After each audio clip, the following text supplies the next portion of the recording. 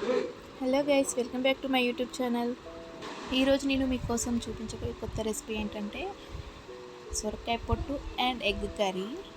Onions cut చేసి పక్కన పెట్టుకున్నాను. తర్వాత పచ్చిమిర్చి కొంచెం సాల్ట్ వేసి మిక్సీ పట్టుకొని పక్కన పెట్టుకోవాలి. తర్వాత గ్యాస్ వెలిగించుకొని దానిపైన కడాయి పెట్టి కడాయి కొంచెం వేడైన తర్వాత దాంట్లో కొంచెం ఆయిల్, జీలకర్ర, ఆనియన్స్ వేసుకున్నాను. ఆనియన్స్ కొంచెం వేడైన తర్వాత కరివేపాకు అయితే వేసుకున్నాను. ఆనియన్స్ అయితే కొంచెం బ్రౌన్ కలర్ వచ్చే వరకు మనం వేయించుకోవాలి. తర్వాత అయితే సొరకాయ పొట్టు, మంచిగా కడిగి పెట్టుకున్న సొరకాయ పొట్టు అయితే దాంట్లో వేసుకొని కొంచెం మూత పెట్టుకొని ఉడికించుకోవాలి. ఒక 5 మినిట్స్ తర్వాత మూత తీసి చూస్తే అది ఇలా ఉంది. అది ఇంకా ఉడకనే లేదు సరిగ్గా. అవి ఎందుకు ఉడకట్లేదంటే అవి మన హైబ్రిడ్ కాబట్టి. న్యాచురల్గా అయితే లేతగా ఉంటుంది. సొరకాయ కర్రీ అయినా పొట్టు కర్రీ అయినా న్యాచురల్గా అయితే బాగుంటుంది. ఇది హైబ్రిడ్ కాబట్టి అసలు ఉడకట్లేదు.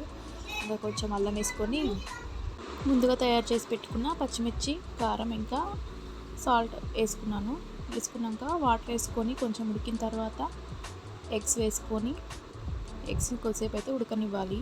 దాని తర్వాత మసాలా వేసుకొని దించుకుంటే ఎగ్ కర్రీ రెడీ.